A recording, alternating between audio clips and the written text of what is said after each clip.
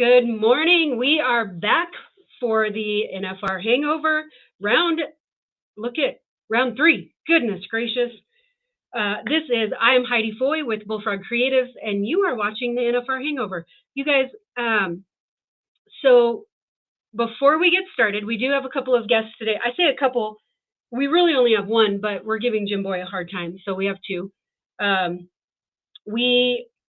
We have to acknowledge the fact that we have some partners that really kind of make this happen, or at least help this happen. One of them is Branded Buzzworm, and they are kind of a marketing swag company here out of Casper. And the owners are just like us. They're hard workers, they're ranchers. I believe Christina's a nurse, I think. So we want to give them a little shout out. They have a brand called Rodeo Bum, and this is also the partnership and the kind of main purpose and reason that we have the Rodeo Bum of the Go Round, which will be a fun conversation today. So we want to give a shout out to them. We also want to give a shout out to Garden City Community College, because we are so excited to that Jim Boy came up with this brilliant idea in 2020 and has kind of stuck through it. I don't think any of us would ever imagine that we would be coming into season 4, but he started it, so we can blame it on him. And then also, of course, want to give a shout out to Tony's little passion project, the 180 project. It is your turn. If you guys have not seen the transformation that Tony has gone through, it's quite amazing, and listening to his story is also pretty amazing. So definitely want to tune in there. And then, of course, it's always weird when I start talking about myself here, but we also give a shout out to Bullfrog Creatives and our new virtual college rodeo recruitment platform. If you guys want more information on that, just check out that website, bullfrogcreatives.com/college rodeo recruitment. We have some pretty amazing things that are going to be happening in the next year to launch this program or this project. So you guys, before we start talking too much trash about those that can't defend themselves because they're not on stage, I see what I have to do now. This also is what I have to do to get a word in, Tony. I just have to not let you in. I get it. I see now. All right, you guys, stay tuned.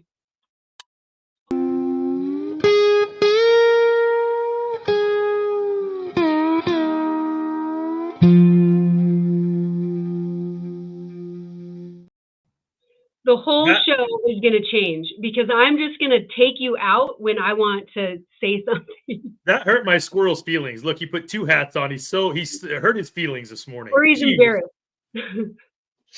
Good morning. Good morning. Good morning. All right, I'm done talking. I'll be quiet the rest of the time. No, you won't. Good point. Oh, hello, no, Jim Boy.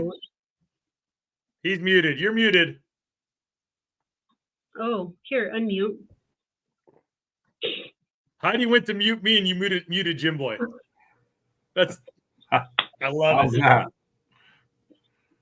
How's that? We got you awesome. Now. Maybe I need to be the mute person for Rocker. I don't know. I mean, somebody. Oh my goodness gracious! Ooh, I heard that he was at Rodeo Vegas last night on stage playing the guitar. Yeah, I saw a video of it. Yeah. Multi-talented. Well, his uncle Tommy Shane's a Nashville recording artist, or was for a while, and so I mean that family is very talented. So, did we send the right link? Is our guest trying to get in, or? I don't see anybody. And I might not see it. It says the host can add me as a guest at any time. He must be in the wrong one. I bet he's in yesterday's or tomorrow's. He either traveled back in time or went to the future. I'm going to send you another link here, and then you can forward that to him. All right. Sorry. That's okay. So what happens when you rely on me? Hey, while you're working on that, were the ratings down the last few days? Because you weren't here? Yeah. We felt feel good about myself, huh? Yeah, I know. I'm pumping you up.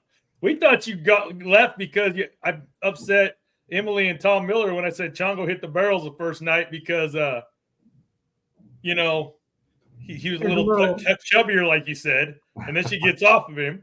So I feel bad, and now I don't get to clean stalls for Emily at the finals when I get out there because I've made a comment like that. Listen, if you're not cleaning stalls, then I'm not getting my interview. Promises were made, Tony. I might be in trouble in my life to have me stacked up doing all kinds of stuff in Vegas. All right, the Beaver is off the table. I might be in trouble because of the comment I made on a few posts of there's more barrels hit than Crooked Nose ever hit. You'll find people. The barrels have been it's been the eliminator pin in the barrels almost at least the first round. Yeah, what did you say about there were 7 barrels hit? 7 in the first round, I think. 7 girls. Yeah. There's more than 7 barrels. There were 7 girls that hit a barrel. Yeah, well, it's 8 now. Might be 9. I haven't checked today. Hey, but Heidi, before we get too much into the round last night, how's our league doing? What's going on in Pro Fantasy Rodeo with our league? Mute. I think it's better that CJ has bragging rights than you. So this is our NFR Pro Fantasy League. I just put all the rounds up there. I will tell you,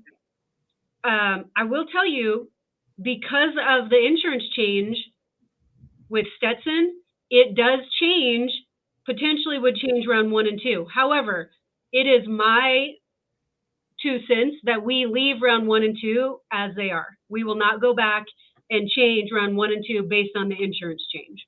No, I think we just stick with the original teams. Now moving forward, whatever they have on their teams, that they're good to go. But yeah, I think we stick with how the rounds were, because especially if it was going to bump round 2 and change it, I would not be happy about that. Well, it would have. So the winner of round 3 is Dark Horse. And for whatever reason, I don't know if Pro Fantasy changed. They changed something, and I can't see now what team belongs to who or who created the team. So if you guys know who the teams belong to, just tag them or let us know, and then we can get their mailing address so we can send out their Go Round Award. So Dark Horse wins round 3. I will say, Tony. Yes. Tony is winning so far, he is leading the NFR Hangover overall league. So I think we should call it after 3 rounds. The league's over. We're good. The Dark Horse was created by Jeff Lucas. Jeff Lucas's team is Dark Horse. Where are you seeing this? When I type in on Pro Fantasy page, search find your team or league, type in our league code. It pops up. Yep. I just got it. Okay, cool. Thank you. Just kidding. We found it. Technology. All right. So there's that. And look, we bought enough time to add our guest to the stage. Good morning. Can you hear us? Uh-oh. Oh, there he is. So we've not met. I'm Heidi Foy with Bullfrog Creative. Thank you so much for joining us this morning. You bet. Glad to be here. So, Blue, tell us, this is Blue Jeans for those that don't know. Tell us your capacity. Give us a little history of you in rodeo and your capacity with the PRCA. Well, I was a PRCA bullfighter for 20-something years. I can't even remember. Over 20 years anyway. And about 6 years ago, we the Clowns and Bullfighters have a representative that they put on the executive council, and Dustin Brewer was in that position before me. When Dustin left, all the guys in the room pretty much stuck me in there, so I've been doing it about the last 6 years, and I represent the Clowns and Bullfighters on the executive council. I no longer fight bulls. I've been announcing rodeos for about 3 years now, but I still represent those guys because heck, I watched most of them start, and I try to be a voice for them, and any issues that come up that relate to rodeo clowns and bullfighters, I'm their representative. I was wanting to one reason I wanted to I've been wanting to get you on anyhow for various reasons, but I was wondering with the events the other day, not to get into it too much, were you involved much on all that, or was that just kind of pretty much the commissioner and a few others around him. Yeah, I mean, Josh Edwards, our executive council, we send one representative to the board of directors, and the representative we send is Josh Edwards. He's on the big board. So Josh, basically, as it was happening, he was sending us what he could. I'll be honest with you, Tristan Parker's a kid that from Winnie, my hometown, that he's the rookie of the year in the bull riding. I was actually getting more information from him because they were at the grand entry practice and all that was going on. And he was sending me text messages, kind of let me know what was going on because, you know, those guys on the board of directors and Tom Glass and them, they definitely had their hands full, you know, figuring out what was going on, you know, real time when all that mess was happening. All right. Y'all got any questions for Blue yet? Not yet. Well, I just want to thank you for coming on. We appreciate it. Jim Boy talks highly of you, and we take that with a grain of salt. But we know you. But no, I've followed, you know, your career just because being around rodeo and recognize the name and have seen you in the arena and being the representative for the bullfighters and the rodeo clowns and stuff. In the last 20 some years, you've had to see the bullfighting, you know, the evolution of it from, you know, 2-man teams to the triangle to these cowboy lifesavers. They've always held such an important part in the rodeo world because they are the ones that literally step in between, you know, man and beast. But to see they're getting the recognition they've done is amazing. And I attribute that to yourself and the ones that have come before you that have been on that board. So what has been the biggest thing you've seen improve for the contract help at the finals, but especially the bullfighters? Well, a lot of it is a lot of you older guys will remember back in the day, we had 2 bullfighters and an alternate. Yes. And he basically stood over there and just stayed dressed and was ready in case somebody got hurt. You know, a few years back, we added that alternate into the rotation to where there's 3 of them out there. And, you know, your goal always, especially at the Wrangler National Finals Rodeo, is to have the best guys out there taking care of these guys. And if you know, 3 guys is obviously better than 2. You can work that triangle like you were talking about and try to keep these guys as safe as they can. I mean, these guys, they get on hundreds of bulls all year long to get to this point to make that big money. And well, I'm not going to say I know that the best 3 guys on planet Earth go there every year and take care of those guys. And I'm awful proud of that. Over the years, we've slowly got the money to increase for those bullfighters to where they're getting out of there with a check. Y'all may remember a few years back before the new contract came, the bullfighters hadn't gotten a raise in so long that the bull riders actually took $1,000 out of their money and gave to the bullfighters so those guys would make some more money. It kind of called the PRCA out a little bit. And luckily on the new contract, the money went up and those guys are getting a bump. And on the next contract that's coming, they'll get even more of a raise. And because they are the best at what they do. And to me, they deserve every penny they can get.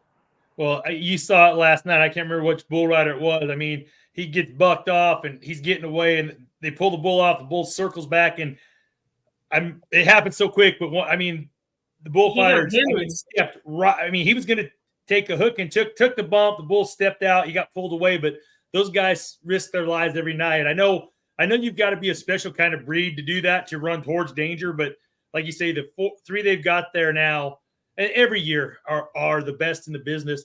Now, you said that they used to have the alternate on the sidelines and there was 2 out there. Now that there's 3 out there, is there still an alternate or in the back in case somebody goes down like Dusty Tuckness did a couple years ago? No, we don't have them on site. And okay. It's because of just time constraints and room. And, you know, there's only so many people you can put there. But what we do, we have Josh Edwards, who's on the board of directors, and myself. We know who the 4th place guy was and the 5th place guy was. And you can rest assured we've got them on standby. If somebody were to go down, we'll get on the phone and we'll have those guys en route and getting here as fast as possible. You know, obviously like the deal with Dusty, that was round 9. There was 1 round left. But as soon as as we saw Dusty was down and I knew how bad it was, I got on the phone. Nate Justice was the next in line. We got a hold of Nate. He was on a plane and was there by probably 10 o'clock the next day. And we had him at the Thomas and Mack that night. He was ready. You have the ability to fill in is instantaneously. I mean, not instantaneous, but you will have them there for the next round. So yeah, I've got them on the old speed dial and ready for well, you can't expect those guys to stay out here without getting compensated. right. Some have other obligations and they want to go home. We do that, but we got the 4th place and the 5th place guy ready to go, and I make that call immediately if something. Bullfight and pickup men, they're like, people tend to forget about them. When everything's good, and you mentioned that deal last night, that's a prime example of nobody thinks about them and everything's going good. They're making good rides and it's a fun deal to watch. But that one little split second that guy makes that move and does and do what we do and keeps a guy being able to ride here tomorrow night. I mean, you can't put a price tag on that. Well, and people got to realize it's just not getting out there and fighting the bull. You guys break down this bull. He goes left, he goes right. This one's hooky. This one will come off the cowboy. You have a playbook on him. You got to study, but then you also got to study the cowboys. Hey, when he gets off, he usually lands on his head or he lands on his feet. This one gets hung up 1 out of 3 times. Yeah. This one's got perfect example. Stetson Wright has got a torn groin, or hamstring. He gets off. He's not going to be able to move, so we're going to have to get in there and get that bull away from him to give him time to recover. So, you're absolutely right. Those guys, I mean, you can guarantee every night they know who's sore, they know who's got a knee problem, an ankle problem, who's got a wrist problem. That a guy's going to make it extra sticky and maybe run it through his little finger, and all that stuff. Those guys pay attention and they rodeo. Cody Webster and Dusty Tuckness and Nate, they work the biggest rodeos in pro rodeos, so they see those guys all year long. Yeah. They know every little thing about them. So I mean, that's why they're the best, and they make something that is really, really hard look really, really smooth and easy because they're the best at what they do. Yes, sir. And I think that's what I was just wanting to convey to the audience is it's not just, hey, we're going to get 3 guys, stick them out there in a triangle formation and you holler, then I'll holler. I mean, right. They game plan it. They study film on these bulls. They know their riders, and it's an art and it's very impressive. And they are top tier athletes. So it's great to see. It's not just the film study and all that they know about what they do. I encourage anybody that wants to be a bullfighter, get up with Cody Webster and Dusty Tuckness and get in their workout program and see how bad you really want to do it. Because I'm going to tell you what, those guys, they stay in incredible shape. I'm not talking about going jogging 3 days a week. I mean, you need to, if you ever get on and watch what Dusty Tuckness does to prepare and how those guys stay in shape to do what they do. I mean, it's like, it's Marine Corps kind of stuff. I mean, those guys, Navy SEAL training. I mean, that's the kind of shape these guys are in. But the reason they do that is because, people watch when those bulls hit them and they take those shots, you notice those guys bounce up and act like it doesn't hurt. Well, let me tell you something, it does hurt. But those guys are in such good shape, they're able to recover from that, And that's part of the game too. Well, I remember when Dusty was rehabbing from his broken leg from the finals a few years ago. He was on Facebook, Instagram, social media, and just showing his workout and his progression. I think as soon as they cleared him to put weight on, or even before, he was doing stuff, upper body stuff. He was staying in the best shape he could, but till he got cleared. And then once he got cleared and started rehabbing, I mean, he was a beast. But the reason he was able to rehab and come back is because he was in great shape to begin with, and he wasn't trying to get into shape as he was rehabbing. Yeah. And I had that exact same injury in 2000.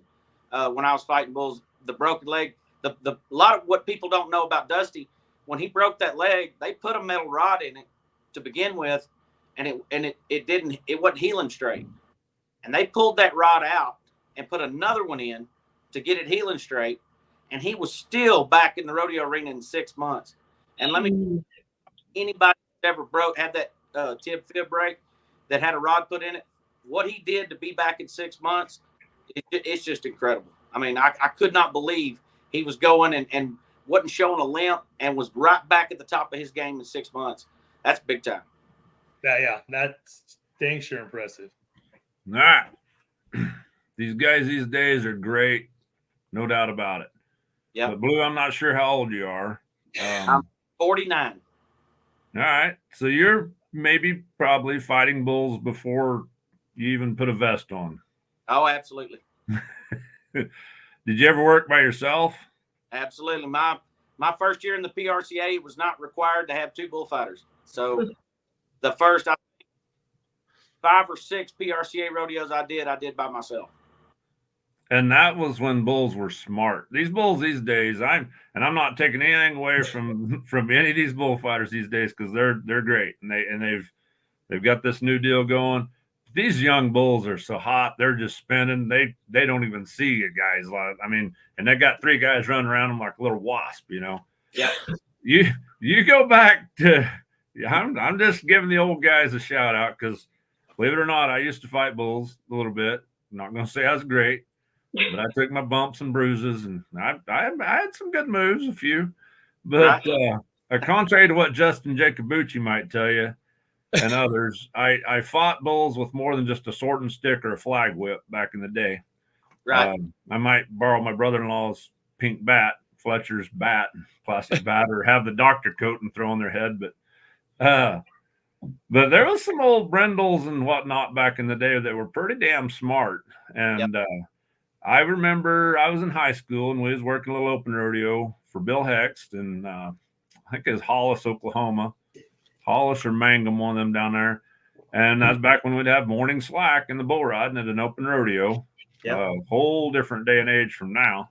Yep. And our one bullfighter was still at the room, hung over from the dance the night before. And so I ride out there on my pickup horse to shag bulls and slack, and Bill says, "Hey, go tie your horse up. You're fighting bulls this morning." I'm like, crap. And it wasn't too big a deal till I seen Try Me, big gray Bramer that was pretty mean, come walking up in there. I'm like, oh gosh. Then I was scared. I knew most of them bulls, you know, but my saving grace was Richard Neville's had him drawn, and that was a huge relief. I wasn't too worried. I'm like, oh, this will be fine. So, and everybody walked away. Richard rode him with his coffee straw in his mouth and spurred him and stepped off and mumbling stuff you couldn't understand. So, but no, shout out to the old guys back in the old days that worked by themselves and would work some tricky bulls. Well, you had to turn them back too. Yeah, and the difference is, and I mean, I watched that whole evolution take place in my career. I got my PRCA card in 1996, but really started fighting bulls in 93.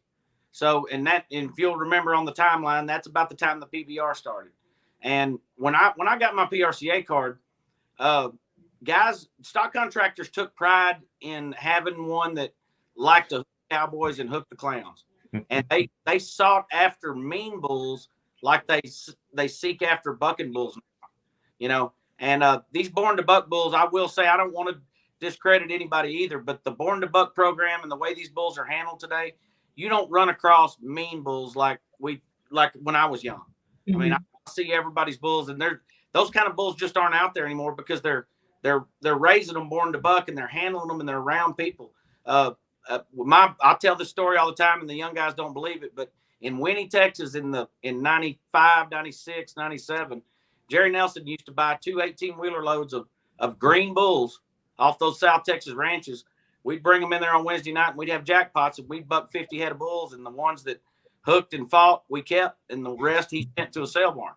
And we used to try bulls for the Wrangler bullfights, and James Harper would come by them, and yeah, there was a different level, a different kind of mean bull back in those days than there are now. And I mean, hats off to them old guys, because it was a different game for sure. Well, moving on into the rodeo a little bit. Speaking of bull riders, one of them was a pirate last night, and there's several questions. Will he get fined for that? You know, I hate to answer because I don't actually know. You know, we kind of have to stay in our lane. If it was one of the bullfighters, I would know for sure. I don't think they're going to fine him for that. It's a rookie initiation deal they do to everybody. They were going to, if Tristan Parker would have bucked off, they were going to cut his hair. Did the pirate deal. There was something about a dress. Somebody's going to have to wear grand entry. You know, it's all good. When he rode in, I'm sitting there watching it. I'm dying laughing on television. I mean, I literally stop it, rewind it, take screenshots, put it up on Facebook. and I didn't know who it was, but I saw the back number, so I went. So it was Hayes Waite. He's a number 9 ranked bull rider coming in. He lost the NFR rookie bull rider bet, I guess, in the locker rooms. You buck off the first one, you got to do what they say. So I guess he had to dress up like a pirate. And I found that out through Chase Doherty's wife, Kara Doherty. She got a hold of me on Facebook, said, yeah, that's their deal. She goes, thank God. The reason she knows is because Chase, her husband, I think they were dating at the time or engaged. He was going to have to get his eyebrow pierced his year, but he rode his first round bull. And I guess they don't find him because it's that. Like I say, that I don't know for 100%, but I tell you what, that was classic. And if they do find him, he needs to play him with chocolate gold coins. He's a pirate. Right. The only thing they might get him for is an unofficial patch because he had a patch over his eye. I don't know if it was approved by the PRCA, that patch or not. So he might be on the fine list. Hey, I will say this. I don't 100% know this to be true, but I do know that tradition and the rookie deal, it really got amped up under that J.W. Harris. You know, J.W.'s pretty ornery. And I think there was probably always a little, they were hard on the rookies, but I think J.W. might have been responsible for taking it to the next level. I'll tell you a funny story. Tristan Parker, that he's the rookie of the year this year. He's from my hometown of Winnie, and I watched him grow up and good friends with his family. And we've been going to watch him every night, but his deal, if he would have bucked off the first night, they were going to cut his hair and make him shave his head. And they would have been better off telling him that they were going to cut his leg off, because I'm telling you, he wasn't about to buck off. That boy loves his hair. And he wasn't about to hit the ground when they told him that. That was awesome. But I mean, that last night they had a lot going on. I know we had a comment in there. Why did the PRCA not honor Walt Garrison with their honor last night of people that had passed? But I think that is just for people that qualify for the NFR. I'm not mistaken. Is that correct? Yeah, they kind of have to stick to NFR qualifiers and stuff, or NFR contract personnel, because every year, I mean, as the years go by, you have more and more members. And I mean, if they honored it, it's a tough deal, because you want to honor everybody, but if you honored everybody that had a PRCA card that died the last year, I mean, you have to pay 14 songs probably. Yeah, we'd still be going. So So that was just to answer answer that question that we had right there on Facebook. Speaking of honoring last night, the bareback riders, Mason Clements wins around 88.5 and got to watch. Oh, go ahead, Heidi. Sorry. So apparently we have hit it big, Karen. Thank you. We have some spam links that are popping up in our feed. Tony, I think you've got one in your feed too. So Don't click the links. Don't click the links. This is it. Don't click the links. I'm going in on my other computer to try to block them. Tony, you're probably going to have to do the same on your page. So I can do that on my other computer. Yep. If you're pretty sure Habib won't enter the bareback riding, don't click on his link. Yeah. Yeah. I'm pretty sure Habib won't enter the mutton busting. So Well, he might. I was going to say, mutton busting. There's a chance. Oh, all right. So okay, back to the show. Sorry, you guys. Oh, so in the bareback riding last night, Mason Clements goes 88.5 points. We're talking about, the honors and everything. You love the bareback riders were wearing blue last night. It was in honor of Trenton Montero. And if you watch Mason's interview, he was choked up. I mean, it was tragic what happened to Trenton, to his young family. But you see on the biggest stage rodeo has at the NFR, what a brotherhood rodeos is for all the contestants, but even into individual events. And for those guys to honor him last night, and that was just something truly special. And it was heartwarming, heart-wrenching at the same time, but heartwarming. And like you say, you just see what a bond rodeo cowboys and cowgirls have. Well, and I think that goes back to how much it's like the old deal, like soldiers, when they've been to battle together, there's a bond there that never goes away. And I think rodeo's the same deal. We all go out there and we play this game that's dangerous, that could happen to any one of us at any time. And and you travel all those miles together. And to me, it's kind of like soldiers that have been in battle together, because, you know, sometimes when you go rodeo, it is a battle, you know, and you go through a lot to, especially the highest level, and get to the NFR like these guys have done. And yeah, your buddies have a place in your heart that, you know, that's a special spot. And people that have never done it may not understand it, you know, and I don't think other sports, you know, they might spend 6 months together, you know, something like that. But, you know, rodeo, as y'all know, it's like it never ends. We're always going, you know. It's 365. Exactly. I do have a little funny with social media, the way it is these days. They had a little video came out of the locker room last night.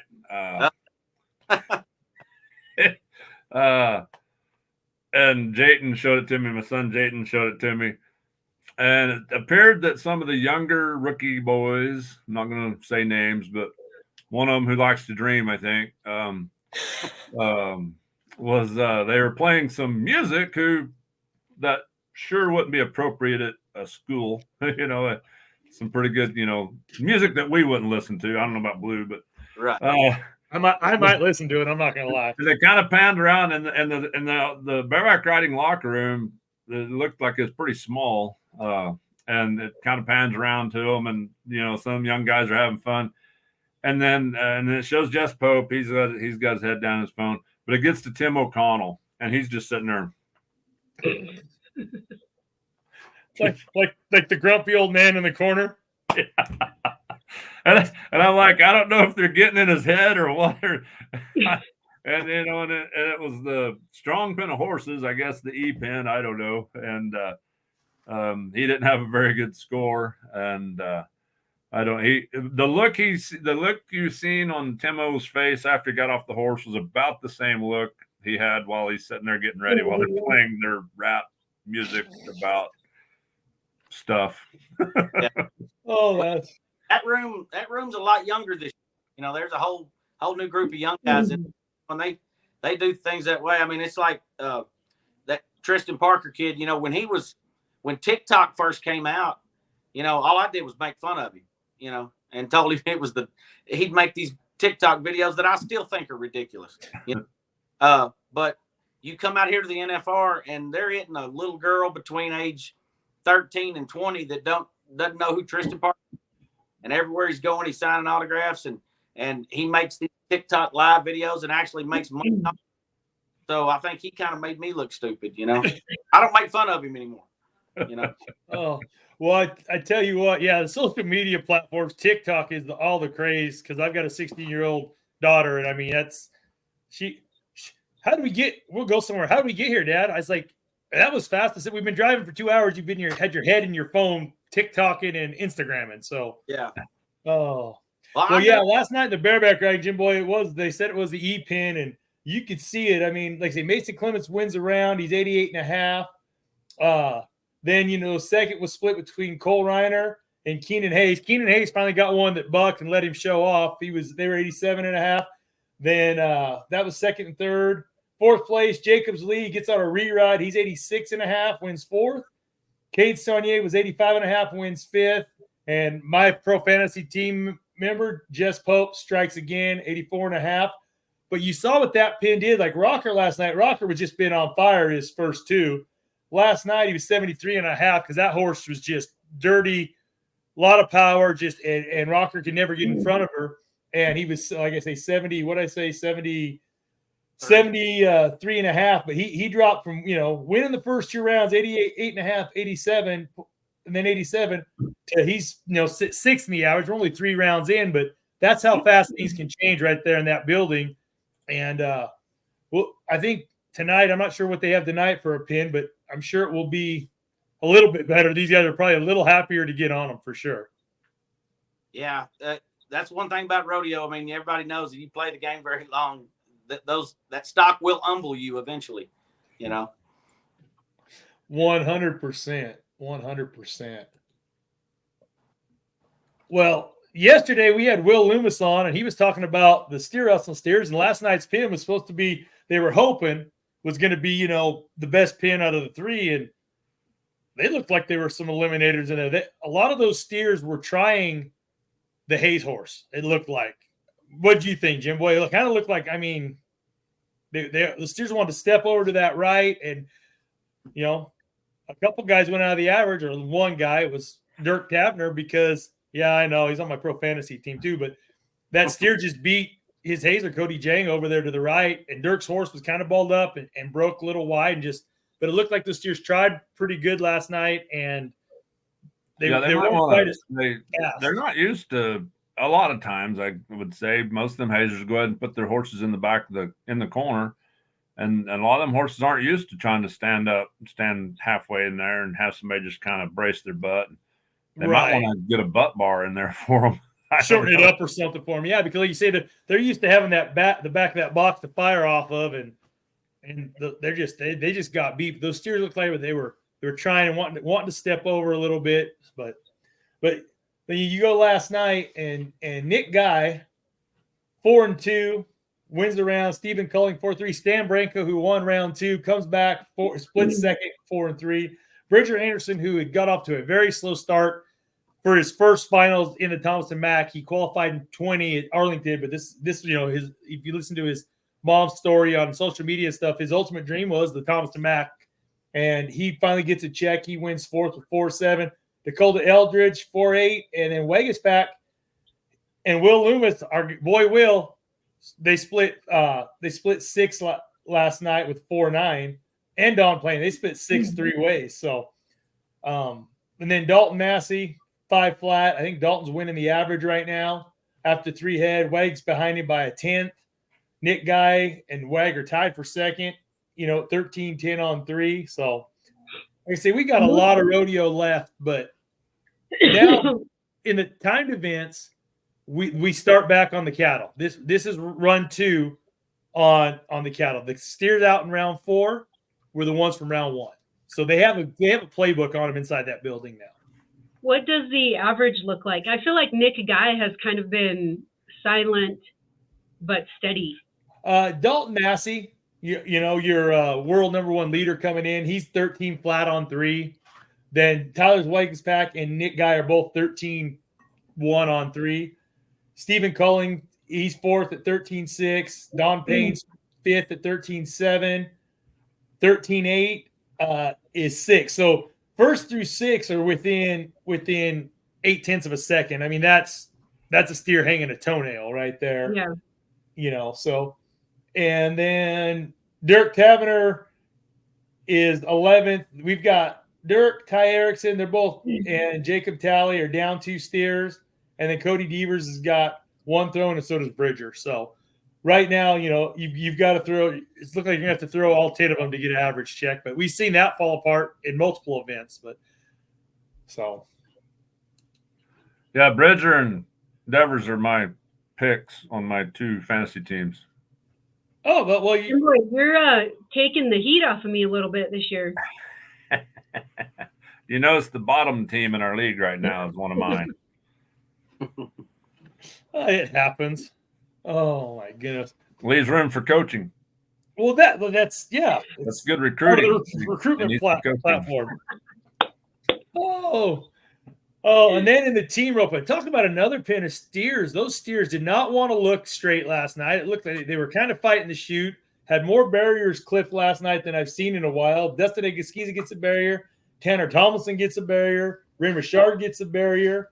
And it's not that they're trying to go fast. I mean, the steers just weren't starting. They weren't just, gates banging. There was kind of a hesitation. They were sitting to the back of it. Those guys are trying to get into the front of the chute. But Coleman Parker and Logan Medlin, who started out, I think Logan missed the first one, and Coleman might have got the barrier on the second one, and Logan roped the leg. They just go ahead and be the fastest run of the finals, 3-7 last night, win the round. Andrew Ward and Buddy Hawkins, 3-8. Then our boy Marcus Terriet, Cole Curry win 3rd at 3-9. Tyler Wade and Wesley Thorpe, 4 flat. Derek DeGay and Coulter Todd, 4-1 for 5th. And then Nelson White and Jonathan Torres, as fast as the round was, 1 through 5. I mean, 3-7, 4 to 4-1. You just got to blitz them. And then Nelson White, Jonathan Torres, they rope a leg. They're 9-2. They still walk out with 4,900 apiece. So typical team roping at the finals. You go fast.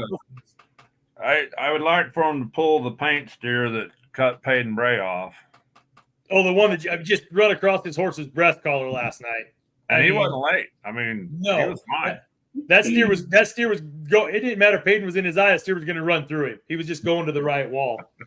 But that's what I said. Those steers were broken out here. Bobby Joe Hills brought them there to the finals. They ran them at a jackpot here. They're strong. There was one in there that looked like his belly was almost touching the ground. I think little red or dark brown steer, and even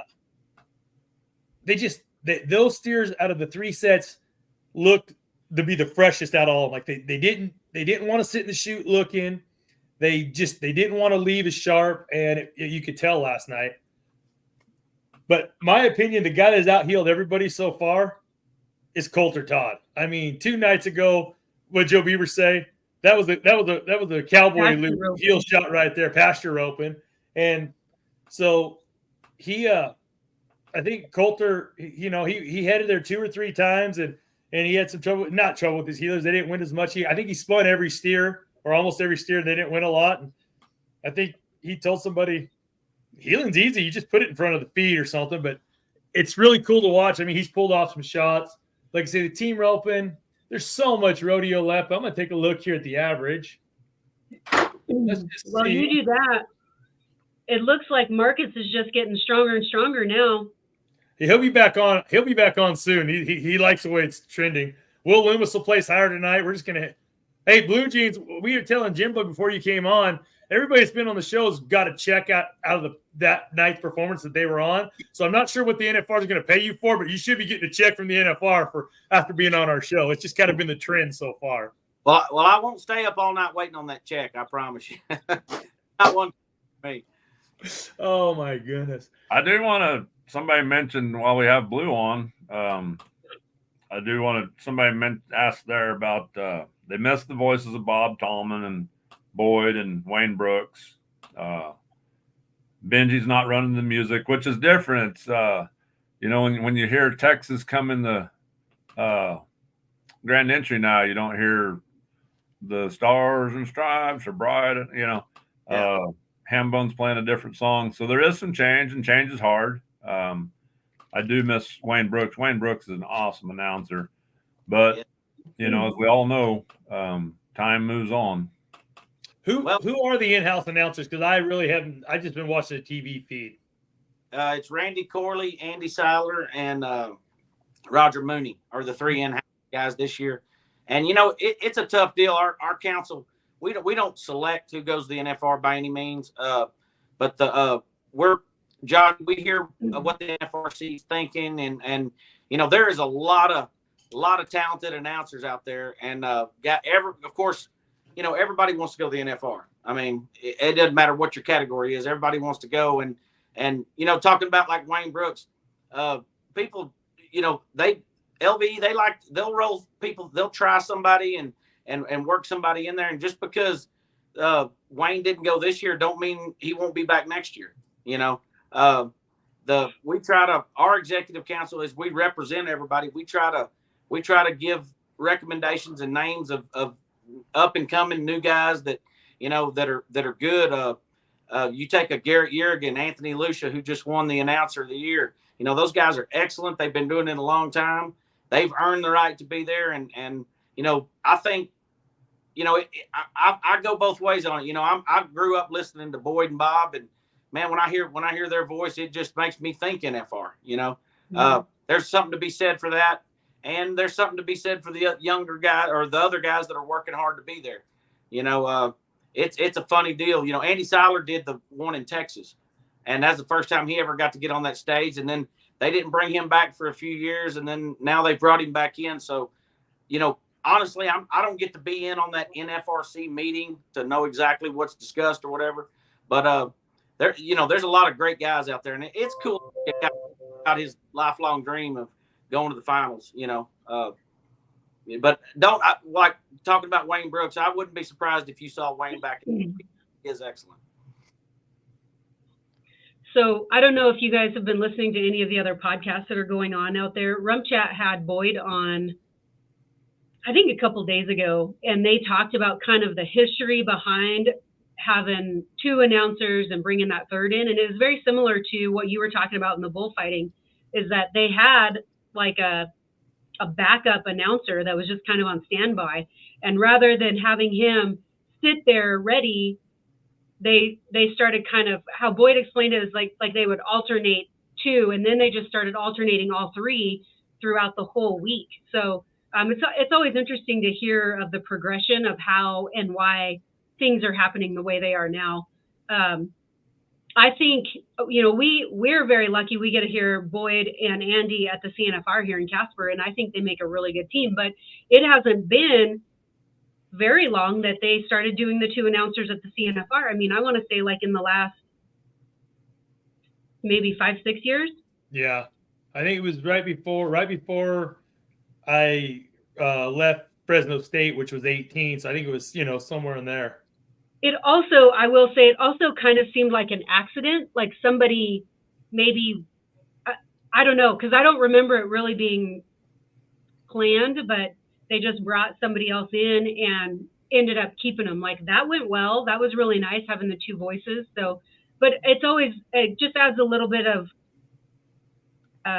this sounds weird, but it adds a little bit of depth if you're there in person to have the different tone of voice. It breaks it up. It does. It breaks it up and it changes it up. But wait, going back to something you said earlier, there's other morning shows and other podcasts about the rodeo. I thought we were the only one. I've seen some stuff. There are no one other that I think's important. That's what it is. That's what it. I knew there. There are no other morning shows. We're the only crazy people that get up early. Well, I love it. I love it. COVID-19 taught us a lot about the NFR. You take Benji for example. Benji, until this year, is the only guy that has ever run sound at the Wrangler National Finals Rodeo. Before Benji, it was the brass band. So Benji had been doing that, and I mean, he's basically the pioneer of running music at rodeos. I mean, he evolved the whole thing and got it to where it is today. But COVID-19 taught us, man, we better have somebody else that knows how to do this, that knows the production and knows how things work and is able to keep up with it, because it's not your normal rodeo, as y'all know. And so at COVID, we started, our council voted to start sending a guy to shadow the sound guy. So right now, Hambone's running sound, and Brad Narducci goes to all the meetings, and he's basically it's a shadow position. So that way, if something bad happened, there's somebody else sitting right there that's been to every meeting and gone through the whole deal, so he could step right in if something were to happen. So essentially, it's an understudy position. I mean, just like, yeah. So when these guys get contracts like that, is it 1 year at a time, or do they sign like a 2 or 3 year contract? No, the NFR selections are year to year. Okay. Well, in the team roping too, like going back to that, you look at the average. Derek Gay and Coulter Todd are the only team that have roped 3 clean so far. And in typical team roping fashion, only 7 teams have caught, all their cattle in 3 rounds. Clint Summers and Jake Long, who won the first 2 rounds, taking no time last night, they're sitting 7th in the average. Marcus and Cole Curry, who missed their first one, they're 8th in the average, being down a steer, but they've placed the last 2 nights. But the big shakeup was Junior Negata missed the one last night for Driggers to place. And them doing that, also Wesley Thorpe and T. Wade placing in the round last night has changed some things up. Wesley Thorpe jumped back up to first in the healing standings for the world standings right now. But then on the heading side, Nelson Wyatt jumped back up again to the lead because they placed last night. So the team roping is going to be all over the place. Junior and Caleb being down a steer is not going to matter because, like I said, they're going to win a lot of money in the average on being 1 steer down. But quite possibly this year we could see a split team roping championship after 7 more rounds, just the way the money's shaking out. Like you say, Nelson Wyatt, he came in the top 3. He's up with Jonathan Torres, who came in 14th or 15th. Jonathan, he can win a lot of money. I don't think he really has a shot to win the world unless, they could go win everything, and he does. But he could help Nelson Wyatt win his first gold buckle, and that's a pretty cool story in itself. So, but that kind of wraps up the team roping. What do you guys want to talk about now? Well, we have a request. Let's wait for the bull ride. Yeah, we'll wait till the board. Okay. Saddle bronc Like a riding last night. Rider Wright comes out, and you could now this was what was cool. Stetson's on the back of the chutes. We know Stetson's story. Superman is out the rest of the finals. I think he made the right decision because listening to Trevor talk with Justin McKee last night, listening to Tandy, it's going to be 6 months after his surgery, that he might be able to get back to rodeoing. But Luke talked about it last night with Justin too. It's the same type of injury Luke had that he had surgery on, but Luke said he didn't rehab it right because he knew he was going to retire after the next year, and he's still not 100%, and we're 2 years from it.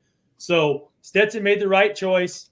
He's sitting out the rest of the rodeo. It's hard for him, but there he is, back of the chute, cheering his brother on. But the way he was jumping, jump for jump with Ryder, you think, okay, well, how hurt is he? Ryder makes a great ride. He's 87.5, hits the ground. Before he gets back to get his saddle pulled, Sage Newman comes out, it's 89.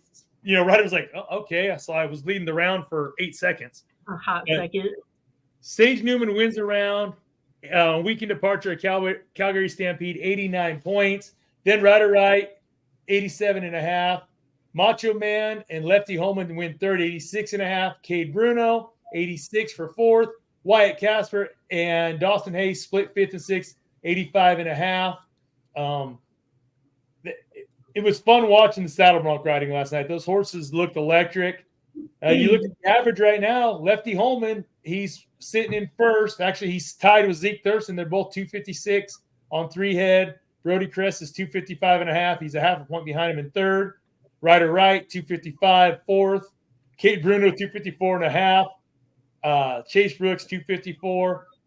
Tanner Butner, 251. Sage Newman, 250. So 6 points separates first through eighth in the average of the saddle bronc riding. So we'll see when we get back to the eliminator pin. Listen, Brody is my average. He's going to pull me out of the lower quadrant of the NFR Hangover League. Well, what did your post from the Pro Fantasy say the other day, last night? What did it say? Where were you ranked? Or how many teams were ranked ahead of you, Heidi? That was not a post. That was a text. I logged in to look, and it literally said 100% of the teams are doing better than you. I was like, seriously? So since I wasn't on the last few days, I was down at home, went to see my dad in the rest home. But as most know, Garden City gal was out the night before, and I had a pit in my stomach before they went, and she wasn't terrible. Wasn't like she ran off, but Zeke Thurston did get a rewrite on her. But as some may know, she carried a baby last year and looked like she's very heavy bred again. And I feel like that changes them horses once they've carried a foal, and so then Pretty Woman was out last night, another horse that I raised that Pete Carr has now. And she looks bred as well, but she was good. She had her old head slinging trip. She didn't go in the barrack riding. When they'd have her there in the barrack riding, she'd go over and get tangled up in the wall a little bit. But she kind of figured out to go straight down the pin more and had a good trip with Dawson Hay. Dawson was needing a good ride. He was needing a ride. And while we have Blue on, I know Blue's pretty close to the Frontier gang and whatnot, but we didn't touch on earlier. Somebody kind of asked about the Frontier horses, but Full Baggage, that dude's been at the finals almost as long as the finals been in Vegas, it seems like. And last year, I think they moved him out of the eliminator pin because they thinking he kind of maybe lost a step, but he's still there. And I mean, jeepers, he was ranked. And so they moved him back to the eliminator pin. And so that was good for Keenan last night. Hey, Bake. But yeah, the Frontier horses, that's amazing. And Blue, we talked about it here on the other day at the awards reception when Jerry made the comment, when he's done, I'm done. Mm-hmm. That kind of scares a lot of us in the rodeo industry. Well, and let me tell you about that guy right there. He means it.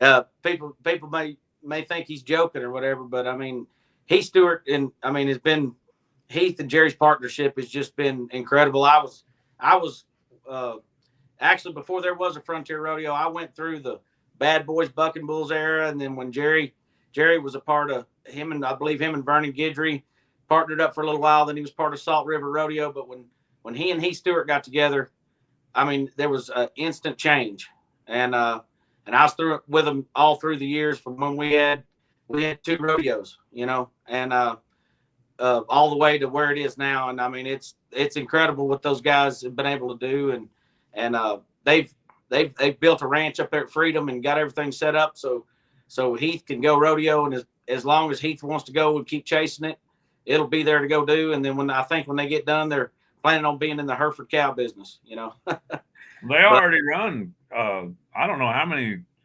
They have a commercial. I thought it was Angus, but they already have quite a cow herd there at Freedom, I was told. Oh yeah, they got a good deal going up there. But I mean, they've spent so much time, and they say that, but whether they keep rodeoing or not, they'll always be raising some bucking horses. They've dedicated too much time to it, and I'd like to, while I got a shot, give a shout out to Butch Stewart, Heath's dad.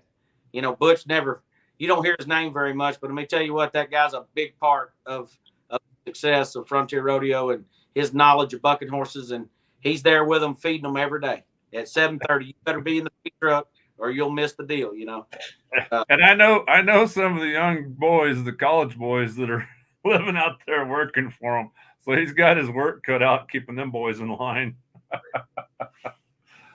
But tonight, I see Ben Anderson has the Pete Carr horse, Dirty Roots, Prefert's Dirty Roots. And so that could be pretty good right there if Ben has a good day. And Lefty's pretty good in the average, right? Lefty right now in the average, it is Lefty's winning it, or he's tied with if I could find it. I got so many things open. Zeke Thurston and Lefty are both tied at 256. So yeah. Lefty has Indian Burn of Tim Bridwell's tonight, so that'll be a pretty good matchup. That could be interesting. So we'll see what happens there tonight. There's not any Frontier horses out tonight, I don't think, the bronc riding.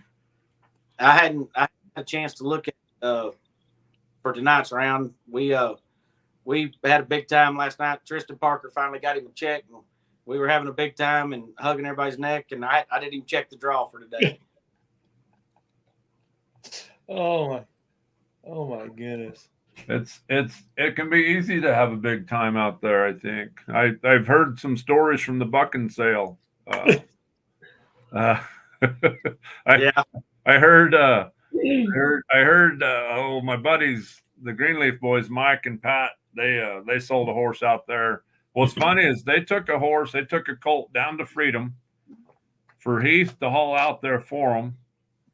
They bucket him the Stay Smith Futurity. Heath buys him. He's hauling him right back. Yeah.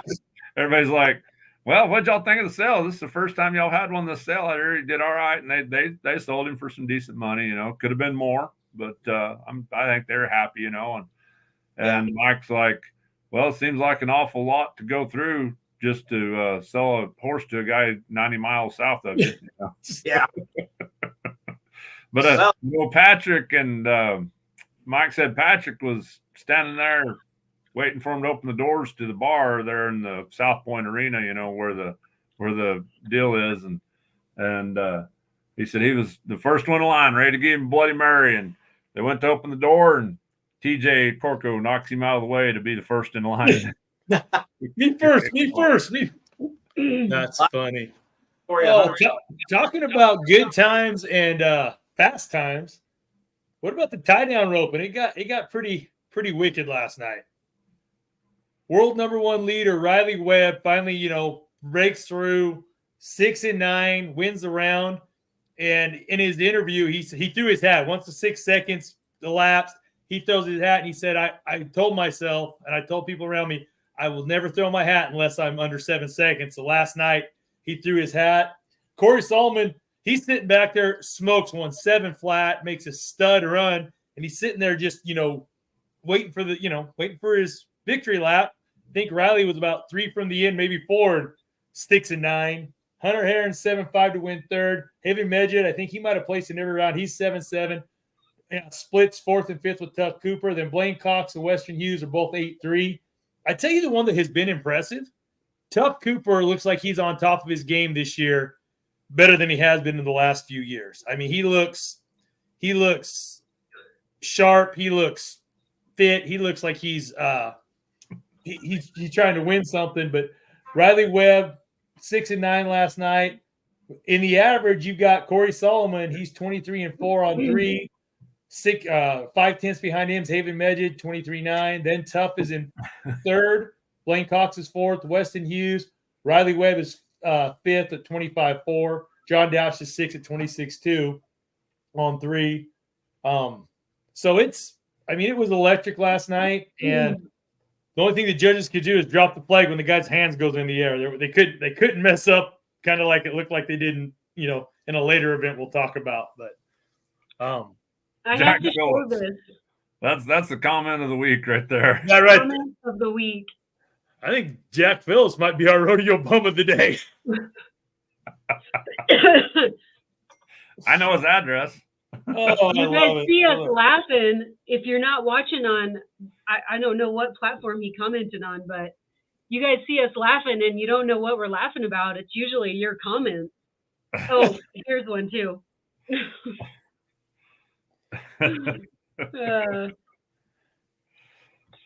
So I'm sure there's a story about that. I broke up with one right before going to Vegas one time. Might have been Luke's rookie year, just because what happens in Vegas. I knew it wasn't long term, so I figured it might as well just. What happens in Vegas might show up 9 months later, or 18 years later. Yeah.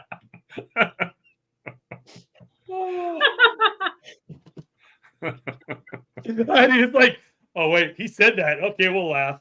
Yeah, just stay away from ancestry.com. Yeah, somebody.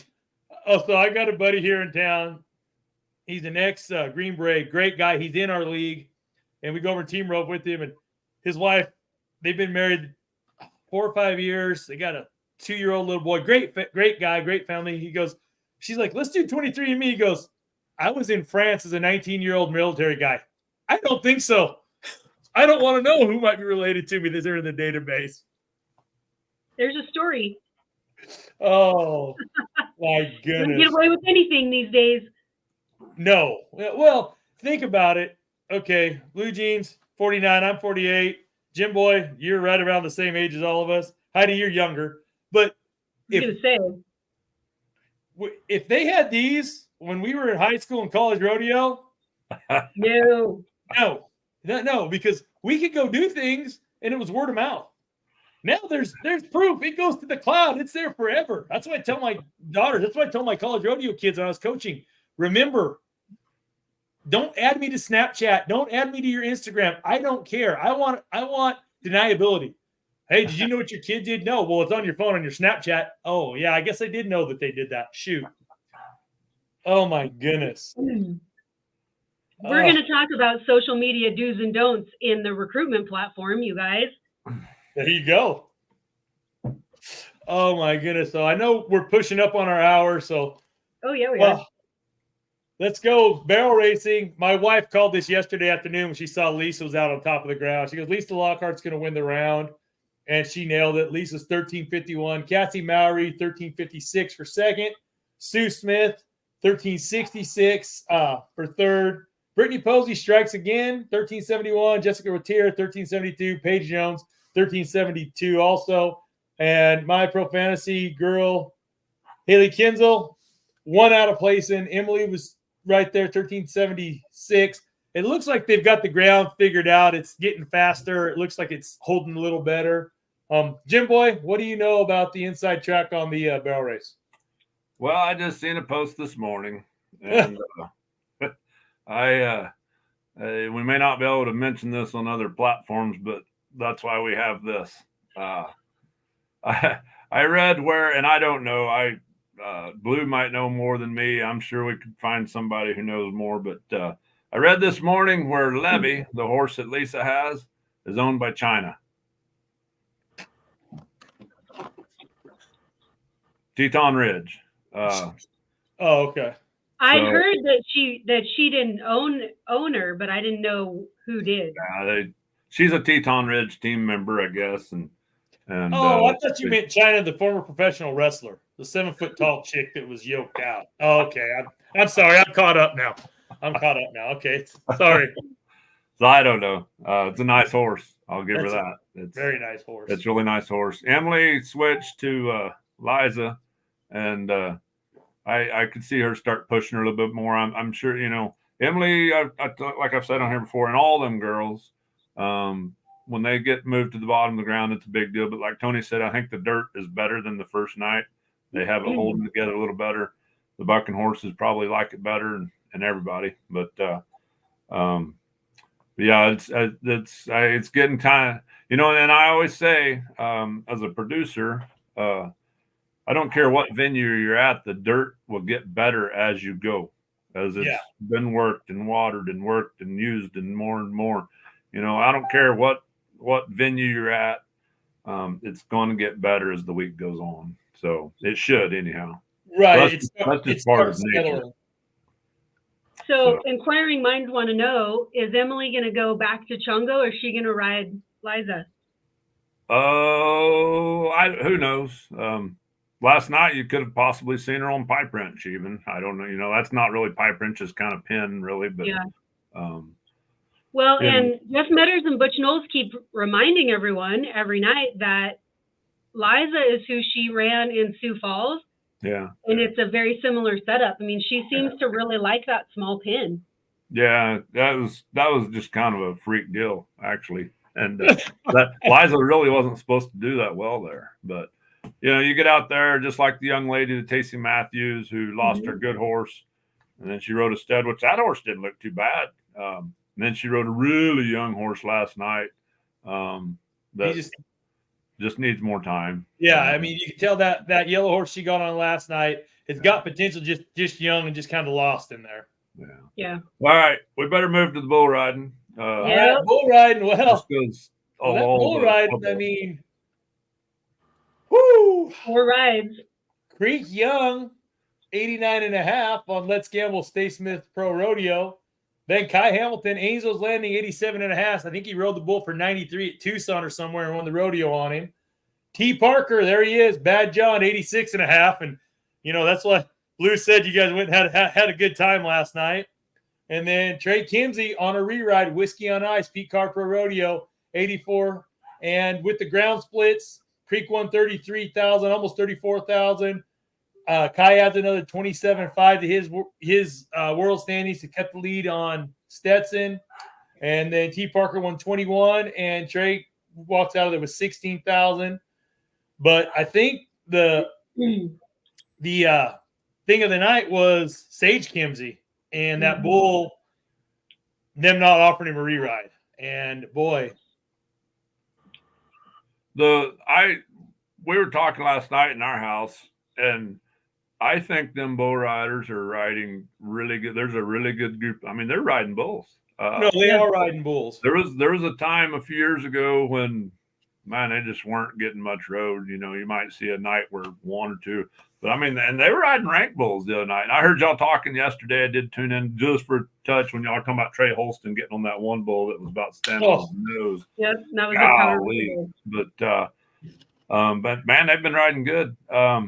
Yeah, the deal, and that's one thing I wanted to ask Blue about. Jimmy, our friend Jimmy Morris, was saying that they changed the rule about a year ago that you don't have to declare anymore. And I didn't know that had happened.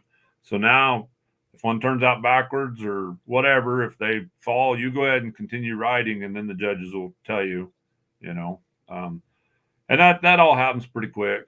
You feel bad for Sage. It looked like Trey the night before there was a question about Trey nodding. They said he didn't nod, and I seen where Donnie commented that he didn't nod and should have got a reride, and then a little deal with Trey last night, but they did give him a reride. So I'm not going to dog on the judges too bad. It's not an easy job, but it just kind of stinks. Will we ever see replay at the NFR, Blue? I think you will eventually. It's one of those deals that they'll work toward, and I think you eventually will see it. I don't know that. Like last night, where my seats are where I'm sitting, I'm kind of up behind the bucket chutes. So those first, if a bull doesn't get kind of out there, at least jump out there one, it's hard for me to see. About that second jump, as they kind of get out there, I could see. And I mean, like from where I was sitting, it looked like Sage's bull went down. But I'm not standing down there where those guys are, and I'm not gonna. They saw what they saw. They're paid for their opinion, not mine. So, and sitting at home, you can probably see it better than we can. That y'all were talking earlier about Joe and Donnie Gay. I kind of miss being able to hear my buddy Donnie and hear old Joe B, because when you're at the live event, you can't hear all that. And I mean, like I said, what I saw last night, it looked like the bull went all the way down. That would constitute a re-ride, but I'm 27 rows up there, so I'm not going to say one way or the other. Y'all probably saw it better than I did. Well, and that's like we talked about it earlier in the week too. Sitting on your couch or sitting at home watching it, it's just like the NFL or NBA or Major League Baseball. You've got the ability to see it different angles, different slow motion in real time. And that would be where if they had instant replay or where they could challenge it. But those judges have got to make split-second decisions. I'm with Jim Boy. You can't fault them. I mean, yes, it's very obvious when you watch it back and you slow it down. But, what people got to realize, the judges aren't there trying to screw anybody. There's nobody trying to take money out of Sage Kimsey's pocket, out of a timed event guy's pocket, a barrel racer pocket. They're doing the best job they can with what they're seeing in real time. They don't have the luxury of looking up at the big screen. Oh, yeah, that bull went down. We got to award him a re-ride. So, like I say, I mean, we all like to give judges a bad time just as part of the game, but I do respect what they do, and I think they're doing an outstanding job, because we've got to realize they've got 19,000 pairs of eyes on them live right there. They feel the energy and the pressure in that building as much as the contestants and the animals, and plus the millions and millions of viewers that are watching the Cowboy Channel and RFD TV, just like the millions and millions of viewers that watch our show every day, eyes on them, So, but it's a tough job, and they have the best, and they try to get the best, and they have the best in the PRCA there doing that job. So, well, and one thing I'd like to say, and I mean, and it doesn't matter if it's anybody at home watching, it doesn't matter if it's Jimmy Morris, it doesn't matter if it's me. You put all of us down there and put us in their shoes and go through a Wrangler National Finals rodeo, and we're all going to make a mistake. I guarantee you one of us will mess up, and not get it perfect. And like you said, there's some of those camera angles I've seen the mark out, from a camera angle and then from a picture look different.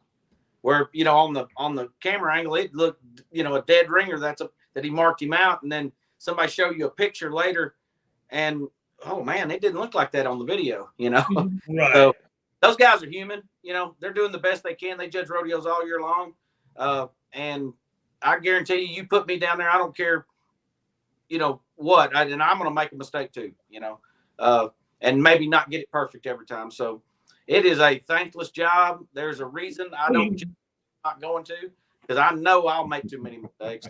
Well, I think that's why they keep the location where the judges stay secret, and they use Secret Service and Brinks trucks to take them to and from the Thomas and Mack, because, I mean, it's gonna cost somebody a Pro Fantasy Rodeo win, and they're gonna go after the judges. I will say, I've seen good compliments so far on the bareback riding judging, that they've been getting the bareback riding there, because there's been several years where there's been comments on the bareback riders only page on Facebook where they've struggled, and I think they're done a good job with that so far. Rocker is happy. He was able to go to South Point a couple nights and then go play the guitar last night, and even like the team roping, all the team ropers and the judges must have read the addendum rule, they must have it all figured out. All them pages. Okay. Because there I'm hasn't going been to any call it somebody crossfires tonight. Jimbo jinxed it. Somebody crossfires, and There was one the other night I was watching. I was like, oh, that was close. And I seen the flagger just kind of checking Harry down the wall, I think. They both get ahead. We're good. But I was like, that was really close. Oh, my goodness. Well, so just talking about Sage real quick, I watched he and his wife did an interview, and it sounds to me like he's not going to be hitting the PRCA rodeos next year. I know he was on the PBR teams. I think it might have been the Carolina Cowboys. I can't remember which one when he came back. But I think he's going to go to the PBR next year. I mean, I think their season actually starts pretty soon for their individual championship. So I mean, I hate to see him leave this stage, but it sounds to me like it's really based around his family and being there for his wife and kids a little bit more. Well, so, I think he's got a young family and he won't have to be on the road as much. And I don't know for a fact, but I'm sure having to go to 15 rodeos and step on a bull and hold your bull rope on just so you could go compete at the finals because of the injury, that was money out of his pocket. So, yeah. But well, I'm gonna tell you what, in my opinion, one thing Sage Kimzey doesn't get enough credit for. When Sage came on the scene, pretty much every 18-year-old bull rider that coming out of high school wanted to go straight to the PBR. And Sage made rodeoing in the PRCA cool again.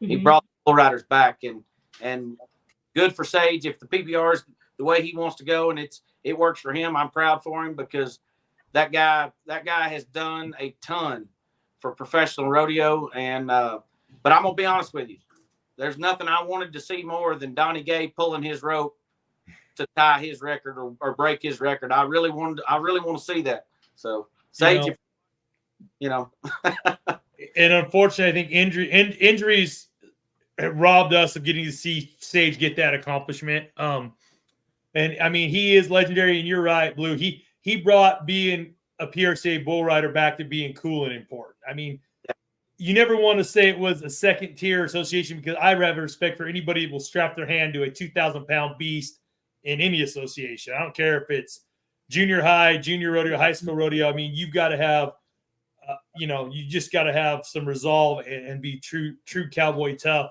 But he brought it back to being cool. And that's what I mentioned before. Cody Teal was the last one to win a PRCA gold buckle that isn't named in the bull riding, isn't named Sage Kimzey or Stetson Wright, and so that is really cool to see. He will be missed, but it'd be kind of cool if he could double dip and do both of them. Well, he's good enough. I mean, heck, he was making the NFR on 25 rodeos. Yeah, and he get me on a rant, get me on the rodeo limits rant. Because I mean, I don't step out there with a strong opinion about a lot of things, but those rodeo limits I do have a strong opinion on. I don't think there needs to be a minimum or a maximum. If Sage Kimzey can make the NFR in 25 rodeos, then good on him. If it takes another guy 130 to do it, well, good on him too. It's America. It's free enterprise. You rodeo as hard as you want to or as hard as you can. And it seems like it would save some headaches. Tell us too, since you might have a little inside track. You're liable to see a bunch of banners in the arena or in the crowd tonight. Add breakaway. That's kind of the push. If you've seen anything on. So, and Tom Miller keeps saying, guys, there's no room. The parking lot is full. It's more than just moving a concert out of the beginning of the rodeo. There's lots of other things. The new contract is signed. Who knows what's in that? I don't know if you know anything there.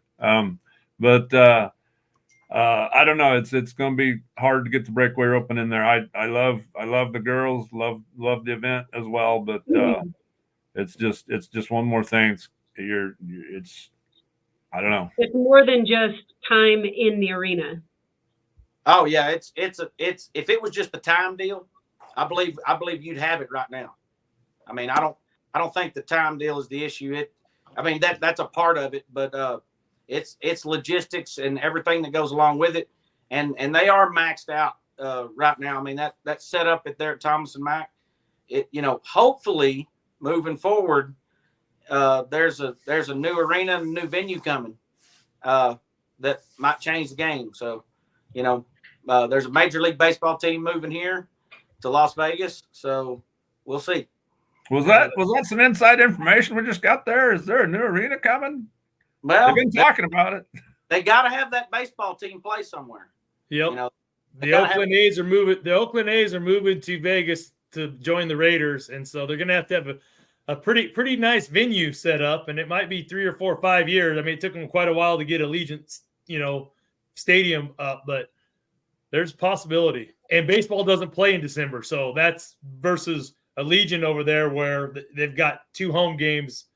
They book in the NFR, so you can't be inside there. But right, breaking here on NFR Hangover, there might be a new stadium, a new venue for the NFR eventually in Vegas.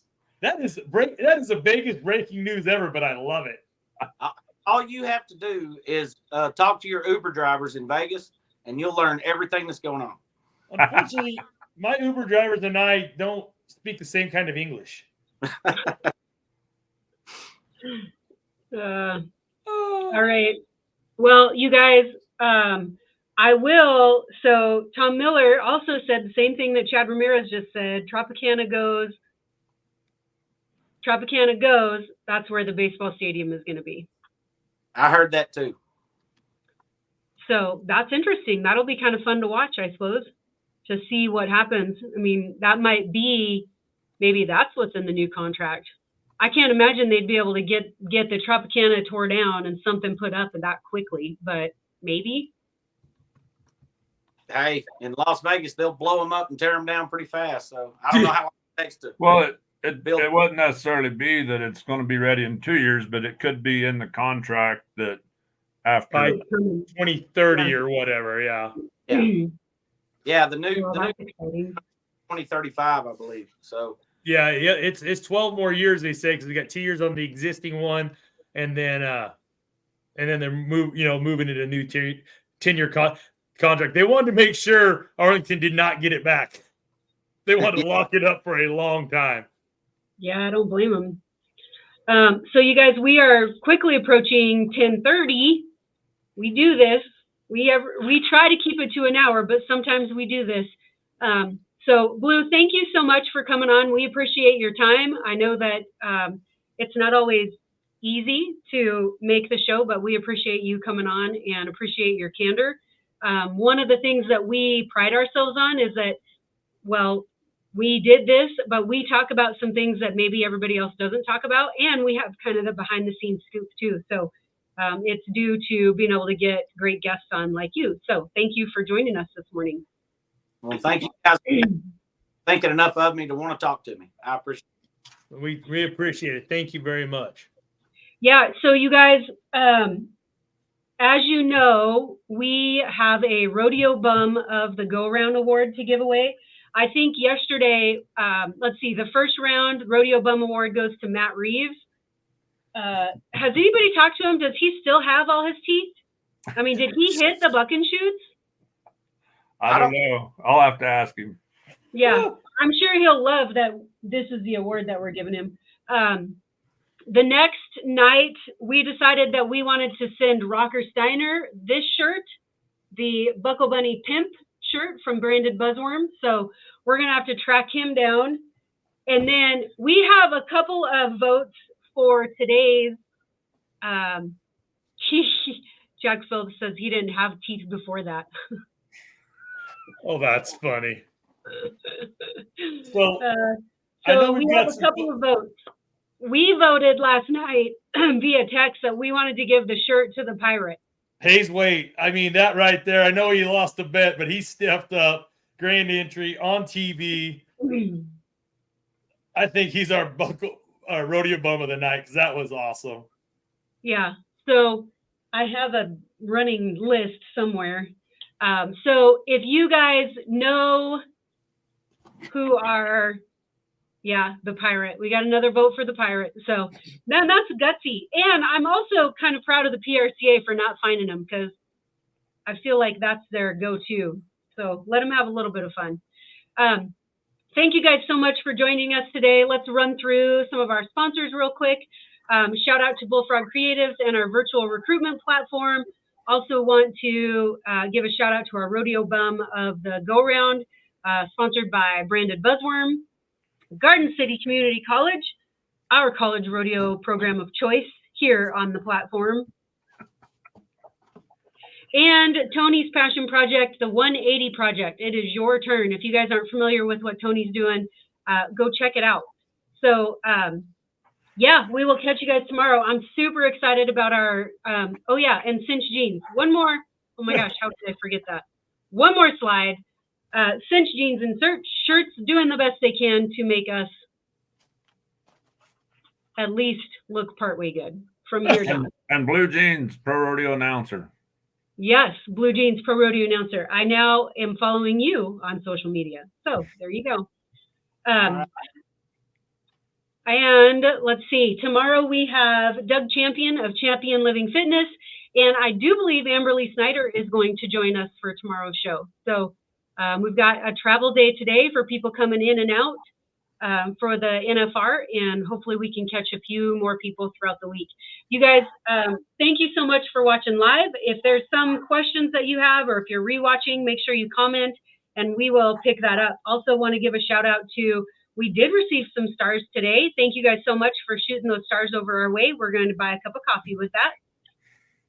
Maybe a cup of coffee. Yes. All right, you guys, we'll catch you tomorrow. Speaking of travel days, I will be traveling tomorrow, so I will be doing it remotely from this or this in the back of the car while the girls drive. So I might not wind up in Vegas on time because we might wind up in Albany, New York while they're driving and I'm doing the show.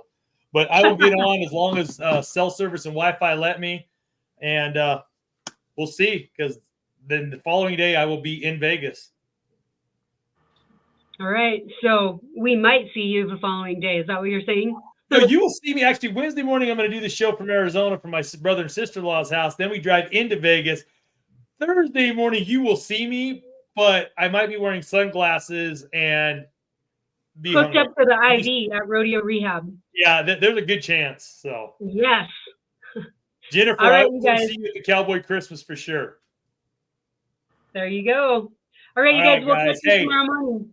Blue Jeans, thank you very much. Jim Boy, glad you're back. I'm glad you got to go visit your dad. And Heidi, thanks for conducting this train that is Ozzy Osbourne's Crazy Train, because we are always running off the rails. That's why we're here. That's why we're here. All right, you guys, have a great day. We'll catch you tomorrow morning. Bye, guys. Thanks, guys. Thanks, Blue.